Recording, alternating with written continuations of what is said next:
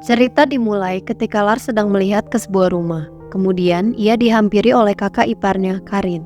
Karin mengajaknya untuk sarapan bersama di rumah, namun Lars menolaknya dengan alasan ia akan ke gereja pagi ini. Lalu ia memberikan Karin selimut karena tidak mau Karin dan bayinya kedinginan. Karin terus memaksa Lars untuk datang. Pada akhirnya, dengan terpaksa Lars berkata bersedia untuk datang. Kemudian Karin kembali ke rumah. Karin kembali ke kamarnya dan mengatakan pada Gus bahwa ia berhutang $5 karena sudah berhasil mengajak Lars untuk sarapan di rumah. Gus berkata ia akan membayarnya ketika Lars sudah benar-benar duduk di meja makan. Karin berkata ia khawatir dengan kondisi Lars. Lars berada di gereja. Ia seperti tidak fokus. Ia mengambil mainan yang jatuh milik jemaah gereja, kemudian menaruhnya. Saat itu ada seorang wanita bernama Margot meliriknya dan tersenyum. Saat selesai, Lars membantu seorang wanita bernama Graner membawa sebuah bunga. Ia mengatakan bahwa Lars orang yang tampan dan sebaiknya ia segera mencari pasangan. Kemudian ia memberikan setangkai bunga pada Lars untuk diberikan pada perempuan yang baik sebagai permulaan. Lars membuang bunga tersebut. Margot kemudian menyapa Lars. Ia tersenyum dan berkata mereka akan bertemu lagi esok hari di kantor. Lars hanya menjawab iya dan segera berlari pergi. Karin dan Gus sedang memasak. Gus berkata bahwa Lars sudah berumur 27 tahun dan mungkin hidup sendiri adalah pilihannya. Kemudian Lars pulang dari gereja menggunakan mobilnya dan segera berlari ke dalam garasinya. Karin mengejarnya dan berkata bahwa ia sudah berjanji akan sarapan di rumah. Namun Lars tidak mendengarnya.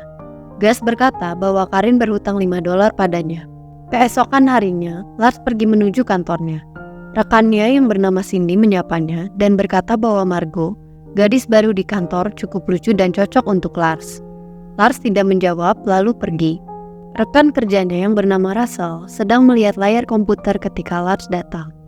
Ia berkata ia melihat sebuah boneka yang sangat mahal. Kemudian Margot datang menyapa Lars dan Russell. Margot berkata pada Lars bahwa mereka satu-satunya orang yang berasal dari daerah dekat danau. Lars terlihat gelisah dan tidak menghiraukannya, kemudian segera pergi mengambil kopi.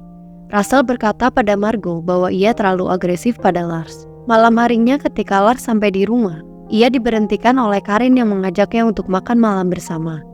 Lars berkata Karin sudah mengagetkannya. Lars terus beralasan bahwa ia tidak bisa makan malam bersama. Kemudian Karin memeluknya dari belakang hingga terjatuh dan mengatakan ia tidak akan melepaskan Lars sampai ia mau makan malam bersama. Setelah selesai makan, Gus berkata pada Lars bahwa Karin khawatir karena Lars terlalu banyak menghabiskan waktu sendirian. Lars berkata ia baik-baik saja. Gus juga mengajaknya untuk tinggal bersamanya di rumah. Namun, Lars menolak. Lars kembali ke garasinya. Karin membawakannya sisa makanan tadi. Lars meminta selimut yang tempo hari ia pinjamkan pada Karin, kemudian Gus segera mengambilnya. Karin bilang bahwa Gus mengatakan selimut itu adalah pemberian dari ibu mereka untuk Lars. Karin juga mengatakan bahwa sepertinya ibu sangat menyayangi Lars, begitupun ia dan Gus. Lars terlihat gelisah dan tidak nyaman. Gus datang memberikan selimut tersebut dan Lars segera pergi. Karin terlihat sedih. 6 minggu kemudian saat sedang di kantor, Lars ditelepon oleh Karin yang mengatakan ada sebuah paket besar untuknya. Ia sudah meletakkannya di garasi tempat Lars tinggal. Sesampainya di rumah, Lars menatap paket tersebut lalu menutup horden. Malam harinya, Lars berkunjung ke rumah. Gus segera membukakan pintu. Lars juga meminta Karin untuk menemuinya. Lars berkata ia kedatangan tamu. Tamu tersebut adalah seorang wanita dan bukan berasal dari kota ini. Gus bertanya di mana mereka bertemu. Lars menjawab dari internet. Lars berkata bahwa wanita ini tidak bisa bahasa Inggris dan menggunakan kursi roda. Lars juga meminta izin agar wanita tersebut bisa menginap di rumah karena ia merasa tidak enak jika wanita tersebut hanya berduaan dengannya di garasi. Gus dan Karin berkata iya dan mengatakan bahwa wanita tersebut bisa tidur di pink room. Karin dan Gus sangat senang. Karin meminta waktu setengah jam untuk menyiapkan kamar dan lainnya. Karin dan Gus kaget. Ternyata wanita yang dibawa Lars adalah sebuah boneka. Lars berkata bahwa boneka tersebut adalah seorang wanita yang bernama Bianca. Bianca sedang cuti panjang dan ingin berkeliling dunia. Lars juga mengajak Bianca berbicara. Gus dan Karin terdiam. Karin mengajak Gus untuk membantunya menyiapkan makanan di dapur. Gas mengatakan Lars sudah gila. Mereka melihat Lars memperlakukan Bianca seperti layaknya memperlakukan manusia. Gas mengatakan Lars harus dibawa ke rumah sakit. Karin menyuruh Gas untuk tenang dan tidak berbicara terlalu keras. Saat makan, Karin dan Gas memperhatikan dengan aneh apa yang Lars lakukan. Lars sesekali mengambil makanan milik Bianca. Sembari berbicara pada Bianca, Lars berkata pada Karin dan Gas bahwa Bianca berdarah Brazil dan Denmark. Bianca kehilangan koper dan kursi rodanya, sehingga Lars meminta agar Karin dapat meminjamkannya baju. Karin terdiam lalu berkata iya. Bianca didudukan di atas kasur di pink room. Lars berkata pada Bianca bahwa jika butuh sesuatu, ia bisa meminta tolong pada Gas dan Karin. Ia akan berada di garasi. Gas tertawa kebingungan dan segera mengajak Lars untuk pergi dari pink room. Sebelum pergi, Lars mengatakan pada Bianca bahwa ia senang akhirnya bisa bertemu. Kemudian Karin mengajak untuk mengantar Bianca ke dokter untuk diperiksa karena khawatir dengan kondisi Bianca yang telah melakukan perjalanan jauh. Ia membuat janji dengan Dr. Dagmar untuk esok pagi. Lars setuju dan mengatakan ia juga besok akan membeli kursi roda untuk Bianca. Lars kemudian pergi. Karin kembali ke pink room dan memperhatikan Bianca. Sebelum tidur, Gas dan Karin membicarakan yang tadi terjadi. Gas sangat bingung dan khawatir dengan apa yang akan orang lain pikirkan. Di perjalanan, Lars mengajak Bianca berbincang sambil menunjukkan berbagai tempat yang mereka lewati. Karin kemudian ikut mengajak Bianca berbicara dengan mengatakan bahwa ia dulu kerja di tata usaha. Gas nampak tidak nyaman. Sesampainya di dokter, semua pasien terlihat heran melihat Bianca. Lars mengajak Bianca berbicara sambil tersenyum. Dr. Dagmar memeriksa Bianca kemudian melirik keras. Ia berkata bahwa tekanan darah Bianca rendah. Lars nampak menenangkan Bianca. Dokter memerhatikan gerak-gerik Lars dan mengatakan bahwa Bianca harus dibawa kepadanya tiap minggu. Awalnya ia ragu lalu berkata iya. Dr. Dagmar juga berpura-pura mengajak Bianca berbicara. Gas dan Karin menemui Dr. Dagmar. Dokter bertanya apakah Lars bisa melakukan kegiatan normal seperti bekerja, mencuci, berpakaian sendiri, dan lain-lain. Karin mengatakan bahwa Lars adalah orang yang sangat penyayang. Dokter berkata Lars mengalami delusi, penyebabnya kemungkinan karena terlalu lama diabaikan. Dokter menyuruh Gas dan Karin untuk terus berpura-pura bahwa Bianca adalah nyata sampai Lars sembuh. Awalnya Gas dan Karin menolak, namun dokter meyakinkan bahwa itu adalah satu-satunya cara yang terbaik untuk saat ini. Bianca sedang menggendong seorang bayi ketika Gas dan Karin menghampirinya. Karin menawarkan Lars dan Bianca kopi. Gas terlihat sangat kebingungan. Gas berkata pada Lars bahwa Bianca hanya sebuah boneka, namun Lars tidak memperdulikannya. Lalu, Lars berpamitan untuk pergi kerja. Sesampainya di kantor, Lars diberi sebuah undangan oleh Cindy. Lalu ia melihat Margot dan Russell sedang berdebat. Lars tidak memperdulikannya sembari membuka undangan yang ia terima. Margot berkata, apakah Lars akan datang ke pesta Cindy? Lars berkata, ia akan datang membawa kekasihnya. Margot terlihat kaget. Karin bercerita pada teman-temannya apa yang sedang dialami oleh Lars. Begitu juga dengan Gas. Mereka juga berbicara pada perkumpulan gereja untuk membantu Lars melewati ini dengan berpura-pura menganggap Bianca adalah manusia seperti yang dibayangkan oleh Lars. Awalnya mereka tidak setuju, namun Graner berkata Lars adalah orang yang baik dan layak dibantu. Di gereja, semua orang memperhatikan Lars dan Bianca. Margot tampak sangat kebingungan. Semua orang membantu Lars. Graner memberikan bunga. Lars menggendong Bianca ke mobil. Ia meminta Gas untuk memasangkan sabuk pengaman pada Bianca. Gas bertanya kemana mereka akan pergi. Lars mengatakan ia akan pergi ke danau tempat dulu Gas dan Lars sering bermain. Kemudian Lars pergi. Lars menggendong Bianca, kemudian mendudukannya. Ia menunjukkan ayunan dan rumah pohon tempat ia bermain. Lars bernyanyi di atas rumah pohon. Adegan berpindah ketika Lars menghampiri Dr. Dagmar dan bertanya apakah pengobatan Bianca sudah selesai. Dokter berkata butuh waktu dan menyuruh Lars untuk masuk. Dokter menanyakan tentang Bianca pada Lars. Lars mengatakan Bianca adalah anak yatim piatu dan hanya ingin agar semua orang memperlakukannya seperti orang normal. Di hari lain, Lars berkata pada dokter bahwa ia dan Gas sama-sama beruntung mendapatkan wanita yang baik. Namun, ia khawatir pada Karin karena Karin sangat suka memeluk orang lain, dan Lars tidak menyukainya. Lars tidak menyukai sentuhan dari orang lain, sehingga ia selalu menggunakan pakaian yang berlapis-lapis. Dokter perlahan memegang tangan Lars.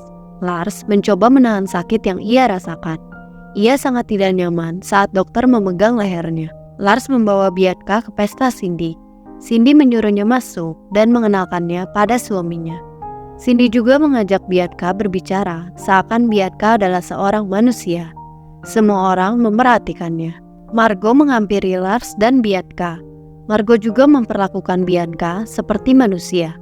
Salah seorang tamu menganggap bahwa yang dilakukan Lars adalah hal yang gila. Namun, Margot membelanya dan mengalihkan percakapan agar tidak membicarakan tentang Lars lagi. Kemudian Margot dihampiri seorang pria dan Lars memandanginya.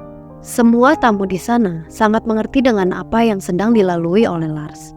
Mereka semua menganggap Bianca adalah manusia. Bahkan ada yang ingin mendandani Bietka. Bianca juga diajak berdansa oleh suami Cindy. Lars berdansa sendirian. Saat di perjalanan, Lars bertanya pada Bianca apakah ia bersenang-senang di pesta. Lars mengatakan bahwa ia sangat senang. Dokter mencoba memegang tangan Lars lagi. Kali ini, Lars sudah bisa menahan rasa sakitnya. Dokter berkata bahwa Lars sebentar lagi akan menjadi seorang pamat.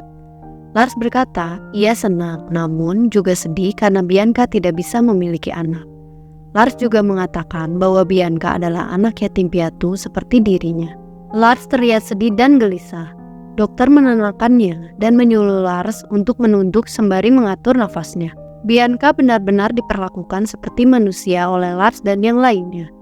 Ia dibawa ke mall, ke gereja, ke salon, bahkan ke sebuah sekolah. Malam harinya, Karin melihat Lars sedang berdansa dengan Bietka.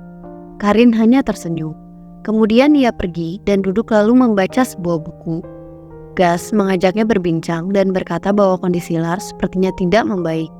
Gus berkata bahwa apa yang dialami Lars saat ini adalah kesalahannya. Ia meninggalkan Lars bertahan sendirian, kemudian kembali dan membawa Karin. Sedangkan Lars kesepian dan dibiarkan tinggal di garasi seperti hewan peliharaan.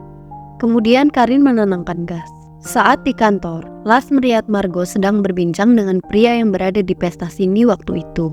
Lars terus memerhatikannya. Saat pulang, Lars melihat Bietka sedang didandani oleh Karin dan Graner. Graner berkata bahwa ia akan mengajak Bietka ke rumah sakit untuk kegiatan sosial. Namun, Lars berkata ia akan mengajak Bietka bermain Scrabble. Lars lalu meminta izin untuk berbicara empat mata dengan Bianca. Dari lantai bawah, Karin dan Graner mendengar Lars marah pada Bianca untuk pertama kalinya. Graner kemudian membawa Bianca pergi ke acara kegiatan sosial. Ia juga marah pada Lars karena sudah memarahi Bianca dan tidak mengizinkan Bianca untuk pergi. Lars menjawab, ia hanya ingin Bianca menemaninya bermain Scrabble. Lars masih terus mengoceh karena Bianca meninggalkannya. Karin yang mendengar hal itu menghampiri Lars dan berkata Bianca akan kembali. Lars berkata bahwa tiap orang hanya melakukan yang ia mau dan tidak memperdulikannya. Karin sangat marah dan mengatakan apa yang dilakukan semua orang pada Bianca adalah karena mereka semua peduli pada Lars. Kemudian ia pergi meninggalkan Lars. Gus masuk ke pink room dan melihat Lars dan Bianca ada di sana. Lars mengatakan bahwa Gus tidak perlu mengantar Bianca ke tempat tidur lagi karena ia yang akan melakukannya. Lars juga berterima kasih pada Gus karena sudah membantu dirinya dan Bianca. Gus merasa aneh dan menanyakan apa yang terjadi pada Karin. Lars sedang makan ketika kembali melihat Margot berbincang dengan pria waktu itu. Kemudian Margot menghampiri Lars dan mengenalkan pria itu pada Lars. Pria itu bernama Eric. Margot dan Eric lalu pergi. Lars mengantar Bianca kembali ke dokter. Ia berkata pada dokter bahwa ia meminta Bianca untuk menikahinya. Namun Bianca menolak. Sepulang dari dokter, Lars kembali bertengkar dengan Bianca. Keesokan harinya, Lars berbincang dengan Gus. Lars bertanya pada Gus apa arti dewasa sebenarnya. Gus merasa bingung untuk menjawabnya. Lars mengikuti Gus dan kembali bertanya apa opini Gus tentang kedewasaan. Gus menjawab, menjadi dewasa adalah saat kita tahu akan hal yang salah dan yang benar. Contohnya, seperti tidak membentak orang lain, menjaga keluarga, dan mengaku jika berbuat salah. Gus berkata bahwa itu terlihat mudah, namun kenyataannya tidak semudah yang dikatakan. Gus juga mengatakan ia seharusnya tidak meninggalkan Lars untuk mengurus ayah mereka sendirian setelah ibu mereka meninggal. Gus berkata ayah mereka pada saat itu terlihat sangat putus asa dan sedih. Hal itu sangat membuat Gus ketakutan sehingga ia memilih untuk pergi. Gus berkata ia menyesalinya dan meminta maaf pada Lars. Margo marah pada Russell karena sudah menggantung boneka kesayangan miliknya. Margo meminta Russell untuk melepas tali di leher bonekanya, namun Russell menolak dan terus mengolok-olok Margo. Margo lalu pergi, kemudian menangis. Lars menghampiri Margo. Margo berkata bahwa boneka itu menurutnya bukan hanya sebuah mainan untuknya. Ia juga berkata bahwa ia baru saja putus dengan Eric. Ia merasa hal itu benar, namun ia merasa kesepian. Sembari mendengar Margo bercerita, Lars berpura-pura memberikan nafas buatan untuk boneka milik Margo. Margo tertawa. Lalu Margo mengajak Lars untuk pergi Jumat malam. Lars mengatakan bahwa ia akan mengantar Bianca. Margo merasa malu lalu mengatakan tidak apa-apa. Namun Lars berkata ia bisa pergi menemaninya setelah selesai mengantar Bianca. Margo mengajak Lars bermain bowling. Mereka juga bermain bowling bersama teman mereka yang lainnya. Margo terlihat sangat senang. Lars terus memerhatikan Margo. Selesai bermain bowling, Lars berkata bahwa ia tidak ingin Margo salah paham karena ia masih bersama dengan Bianca. Margo mengatakan bahwa ia mengerti hal itu. Mereka kemudian meninggalkan area bowling. Margo berterima kasih pada Lars karena sudah menemaninya hari ini. Kemudian Lars mengajak Margo untuk berjabat tangan. Lars terlihat gelisah dan sangat bingung saat berada di dokter. Ia mengatakan bahwa ia tidak yakin pengobatan yang dilakukan oleh Bianca akan berhasil. Dokter menjawab bahwa hasilnya tidak bisa dipastikan. Di suatu pagi, Lars berteriak pada Bianca dan menyuruhnya untuk bangun. Gus yang mendengarnya langsung menuju pink room dan melihat Lars sedang mencoba membangunkan Bianca. Lars mengatakan bahwa Bianca tidak sadarkan diri. Kemudian Karin juga datang ke pink room dan terlihat bingung. Gus menenangkan Lars dan Karin menyuruh Lars untuk menelpon ambulan. Lars segera berlari keluar. Gus merasa bingung mengapa Karin menyuruh Lars menelpon ambulan. Karin mengatakan bahwa ia tidak tahu apalagi yang harus dilakukan. Sesampainya di rumah sakit, Bianca dimasukkan ke sebuah ruangan. Petugas rumah sakit juga menganggap Bianca adalah manusia. Perawat menyuruh Lars untuk menunggu di luar. Dokter mengatakan bahwa Bianca sakit parah. Lars juga membenarkan dan mengatakan bahwa Bianca sekarat. Gus dan Karin terlihat bingung. Lars menemani Bianca di ruang perawatan. Beberapa perawat ada yang memperhatikannya. Semua orang di kota itu diberitahu kondisi Bianca yang sedang sakit parah. Karin bertanya pada dokter apa yang sedang terjadi dan mengapa ia mengatakan Bianca sangat sakit dan sekarat. Dokter menjawab bahwa semuanya adalah tentang Lars. Lars yang membiarkan semua itu terjadi di pikirannya. Lars, Gus, Karin, dan Bianca pulang ke rumah. Gus bertanya apa yang diinginkan Lars saat ini. Lars menjawab ia hanya ingin pulang dan menemani Bianca di pink room. Keesokan harinya, Lars bangun dari tidur dan turun ke bawah. Di teras, ia melihat banyak sekali bunga yang diberikan orang-orang untuk Bianca. Di rumah, Lars ditemani para teman-temannya. Lars mengatakan pada yang lain bahwa ia merasa bersalah pada Gus dan Karin karena sudah merepotkan, apalagi Karin akan melahirkan. Teman-temannya mengatakan tidak apa-apa dan menyuruh Lars untuk makan. Karin dan Gus mengajak Lars untuk ikut pergi ke danau. Lars tidak menjawabnya. Kemudian Karin juga mengajak Bianca. Akhirnya mereka pergi ke danau. Saat Karin dan Gus sedang berjalan-jalan di sekitar danau, ia melihat Lars sedang menangis dan membawa Bianca ke danau. Gus segera berlari menghampirinya. Menurut Lars, Bianca telah mati. Bianca pura-pura dimakamkan. Semua teman terdekatnya hadir, walaupun tahu bahwa Bianca hanya sebuah boneka. Gus berterima kasih pada dokter atas apa yang sudah dilakukannya pada Lars. Di pemakaman, Lars dihampiri oleh Margo. Lars terlihat sudah membaik. Ia juga mengajak Margo untuk berjalan-jalan lain waktu. Margo berkata iya dan Lars tersenyum.